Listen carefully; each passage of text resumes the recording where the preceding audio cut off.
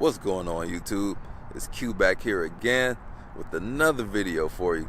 In today's video, we're here with the 2024 Nissan Sentra, and this is the SR trim. And the SR trim is going to be the sporty trim, well, sporty looking trim because it doesn't add the actual hardware to it.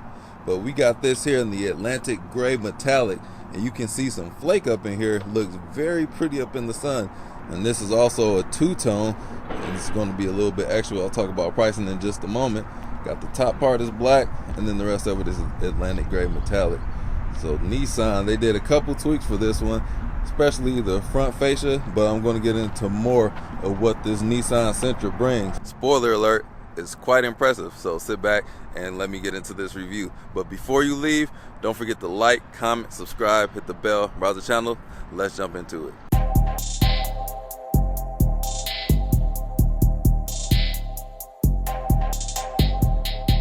I truly believe that the Sentra is often slept on. So we got cars like the Honda Civic, which I dare rank my #1, but we got other competition in here.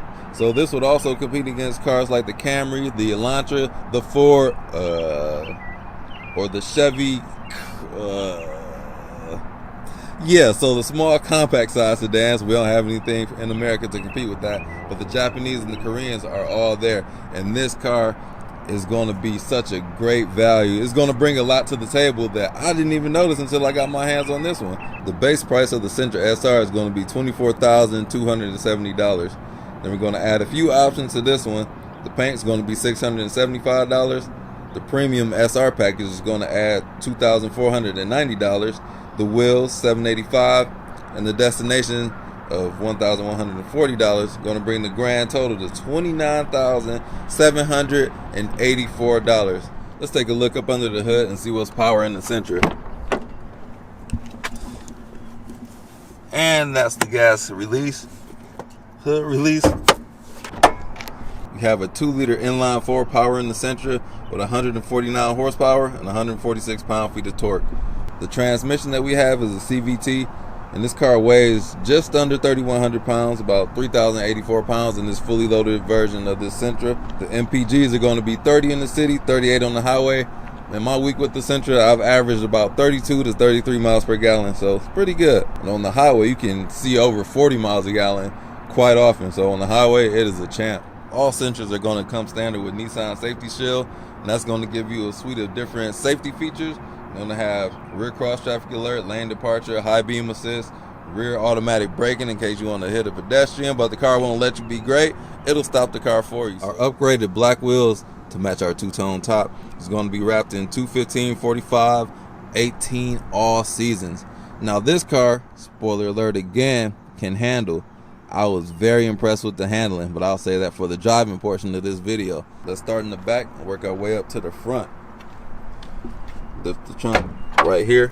Trunk feels very light. The hood is extremely heavy, but in the trunk we have a ton of space. I was able to go shopping with the wife, put a couple backpacks in here, a couple of pairs of shoes, and still have ample space. This trunk is cavernous, and we also have a spare tire Sedona underneath and a tire jack. Coming on to the back seat.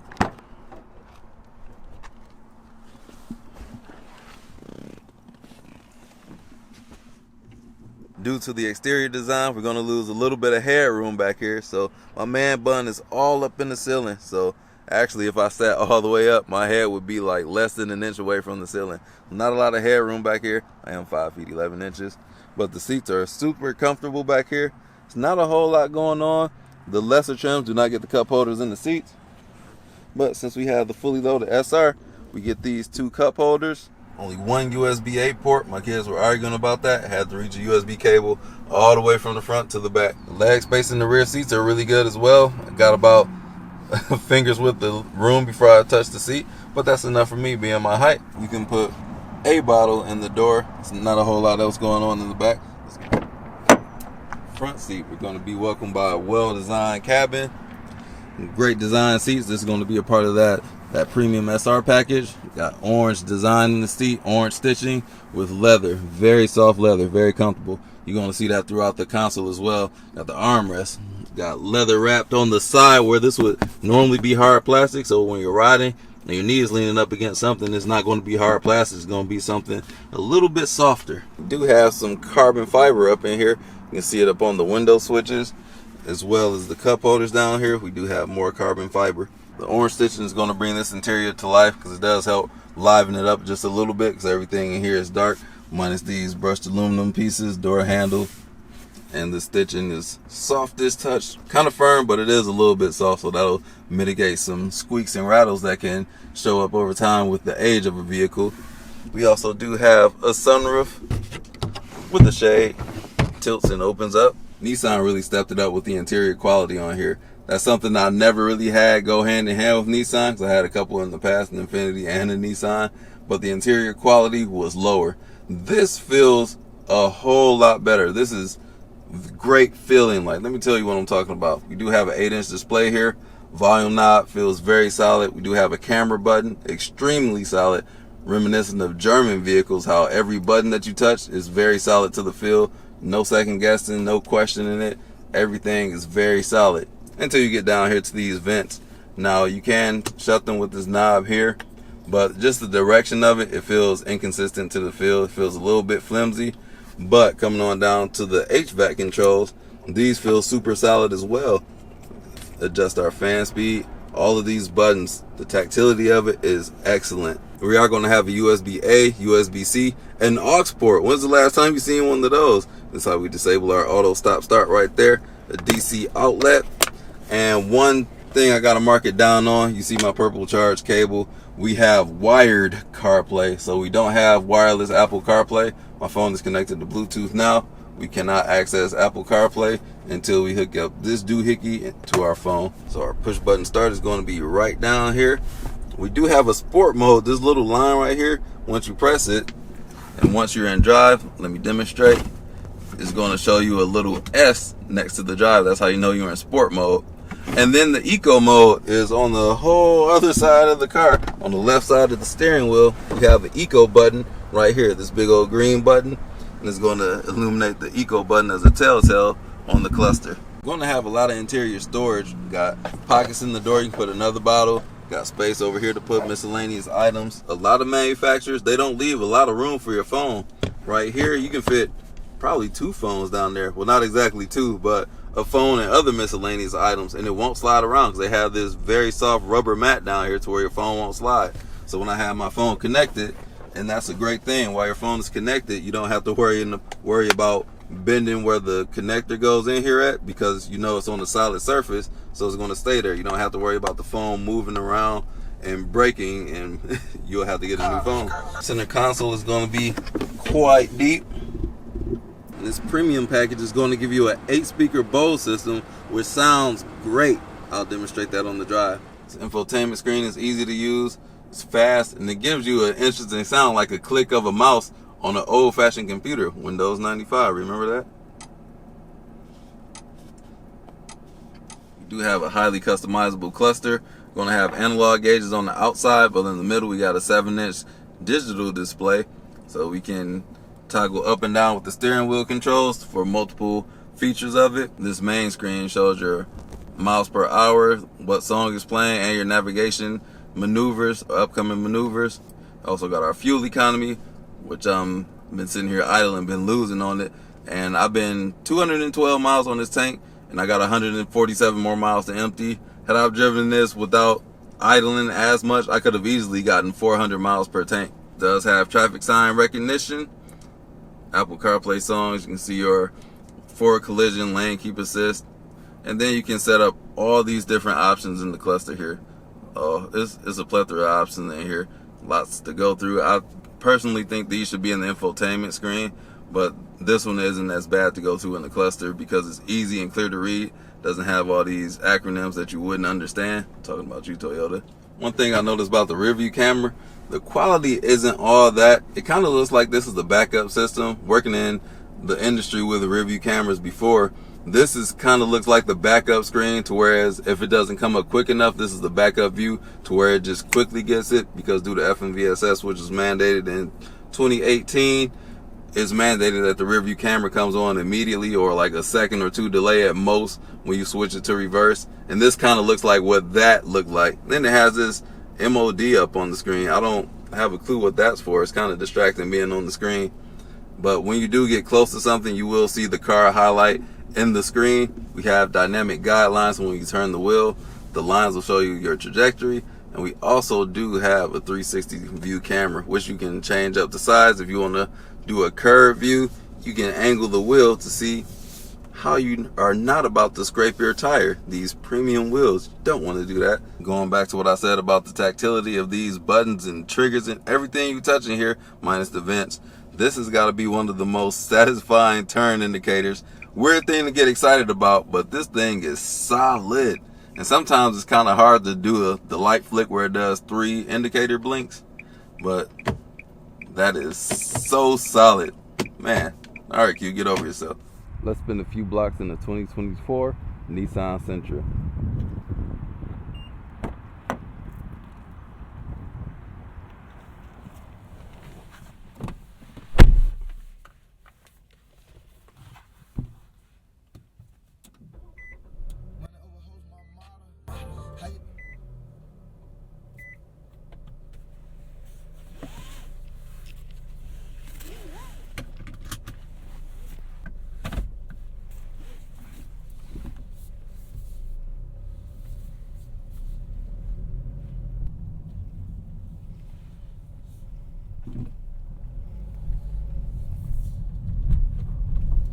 Test it out on the bumpy roads.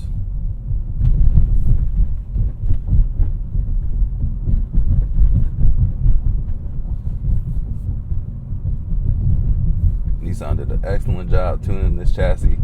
This is more sporty than comfort, and it's a great balance of comfort as well, and it's quite sporty. This is a amazing alternative to the Civic. So if you like the Civic, the Sentra is going to be awesome. It's just awesome, man. Let's test out the turning radius.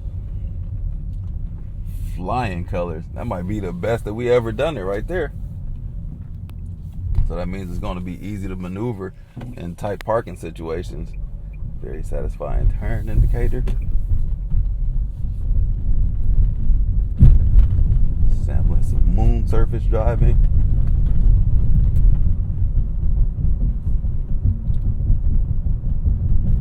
Does a good job soaking it up. And this car can handle. It doesn't have huge power numbers, but this is slow car fast. Y'all know how I like that now. And the steering on here is going to be very heavy. There's no way you can change it. It's just heavy. Like I got sports cars, a lot more dedicated sports cars that are not this heavy. This reminds me of my Camaro in track mode, which was almost over-damped how heavy it is. Now auto engine stop start, the steering wheel kind of locks. It's like the power steering is off, even though it's electronic. It just gets hard if you want to turn the steering wheel while the auto start stop is active. It's going to be extremely hard to turn the steering wheel. It will, once you put a lot of force in here, it'll turn the engine back on, but it's just an observation. This car feels like it's a couple classes above what it actually is, especially for the price. For a car that's under 30K, this brings a whole lot to the table. It's almost a sin to not get a manual transmission. I think that other nations might get manual transmissions, and that would bring this car to a whole new level. This CVT is not bad though. A lot of people rag on the CVTs. For everyday driving, it's not bad at all. Like, I don't get it, not with this car at least. I haven't seen the CVT that was horrible, but this car is actually quite good. I got no hate towards it. Shifts when you need it to, keeps the RPMs ultra low. Like, even at cruising speed, the RPM is like 1600, and that's when you're really gonna be saving on your gas. So if you're looking for an economical ride, this is the ticket right here with this transmission. And the other trims, the SV and the lower trims, they get higher gas mileage. The highway gas mileage is bumped up to 40 as opposed to 38 that we got in this SR. But what I'm about to do now, since we're about to go into these curves, even though it doesn't have dynamic damping or adaptive dampers, I'm going to put it in sport mode by pressing this little dash right there, and it's going to make the engine rev up faster or hold its RPMs higher.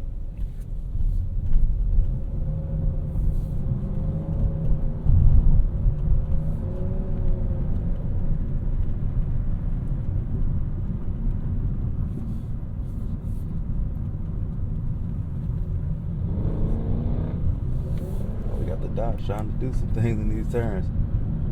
I can take on that Durango in these curves. This car is very agile, handles really well. And once you really get on it, you hear those tires start screaming at you, because these are some little narrow 215s. Durango getting angry. He's like, dang, I tried to lose them in the curves, but they can't, because we can handle. Handling is well appreciated. Shout out to Nissan for even thinking about handling. A lot of cars in this class just don't have great handling dynamics. This has a great chassis. R&D well spent.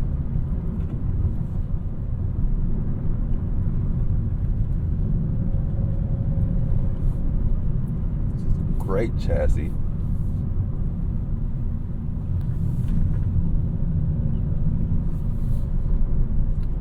Thoroughly impressed. I haven't got any turns like this lately in this vehicle since I had it for the week. This goes back tomorrow, but this is extremely impressive. Was not expecting this car to be a great handling. Blew my socks off, man. So now let's hear the audio.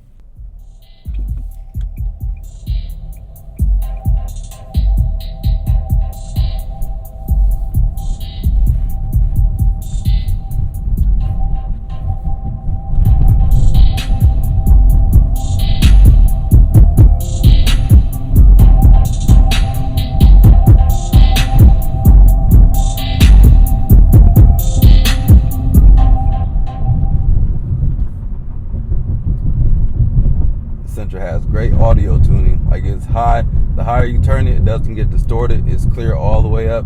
Has a great punch from the bass, and the treble is crisp as well. Was not expecting that. That's something that I definitely welcome in cars in this class. Any car in general. This has a better sound system than a lot of cars that cost 3 times as much as this, and that's the honest truth. All right, let's test it out from a standstill.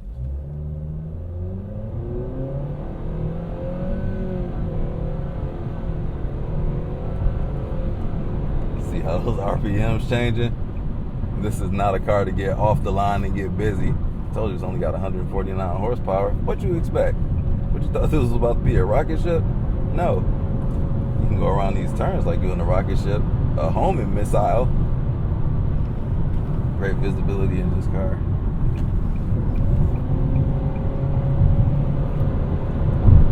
Power to pass when you need it to. Got a decent red line too, about 6,500 RPM. But let's crank it back down to normal mode. We'll see those RPMs drop. Drop all the way down. Still dropping, still dropping. See what happens when we hit eco mode. It didn't drop right there. Must keep the car from upshifting. We do have cruise control, adaptive cruise control. It doesn't do the lane keep assist though. But let's see how it works. Set our speed. Let's pull all up on the bumper. See how the car keeps us in check.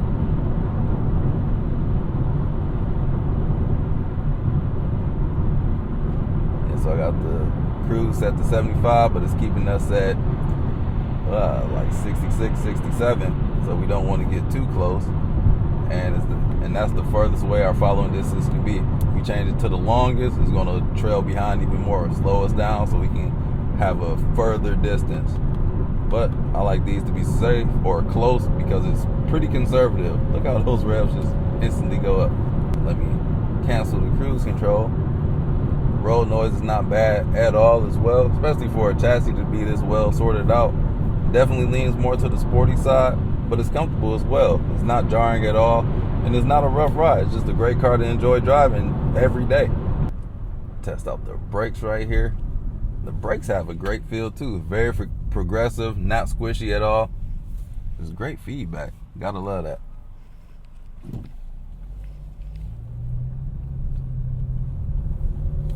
This is more so for the enthusiasts. Great job. And a premium package. This interior is great. At least in this SR trim. I haven't seen the lesser trims, but this is awesome. Getting back onto the expressway. More bumps, but then it's well sorted out again. So you're gonna want to think a little bit before you merge into traffic. You better be in that power band, because like I said, it's not the quickest, it doesn't have the most power, So you got to remember that. So when you stump on it, flooring it, still flooring it, it's not going to pin you back in the seat at all.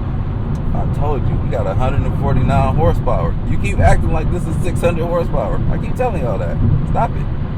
It's great. Here we have a huge display of our speed limit sign. It's kind of redundant because it's already set up on the top portion of the cluster right there.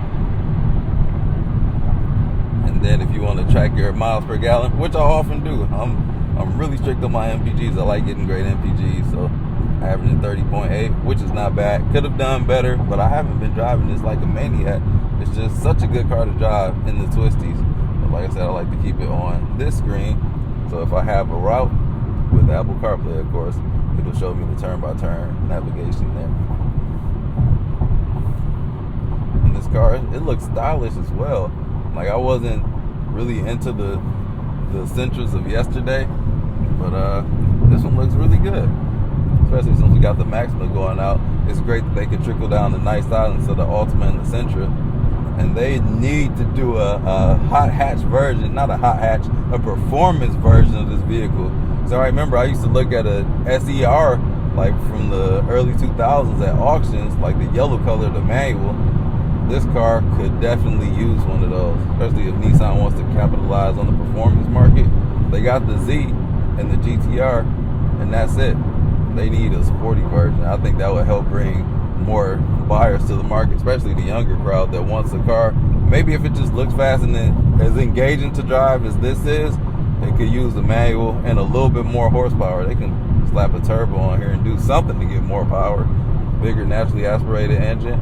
Who knows? We got options nowadays. A hybrid, we can do that as well.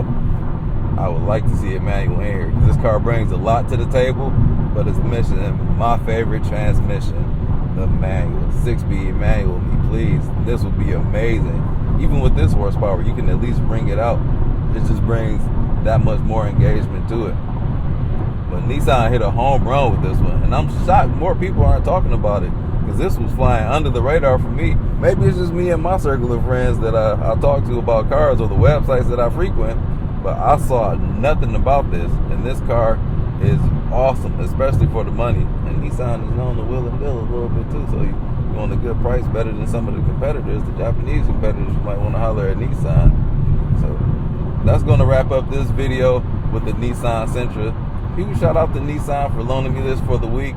It is a great value, a great car at a great price that needs more publicity. Like, man, who else is talking about these? Bring more light to these. And I want to see more people buying these. It's great to see these on the road because I rarely see them in my area, but Nissan is not that huge in the Metro Detroit area, even though we do have an engineering facility in the local area. But that's all I got for you all today. I'm Q, checking out. Don't forget to like, comment, subscribe, hit that bell, browse this channel, and I'll catch you all in the next video. Peace out.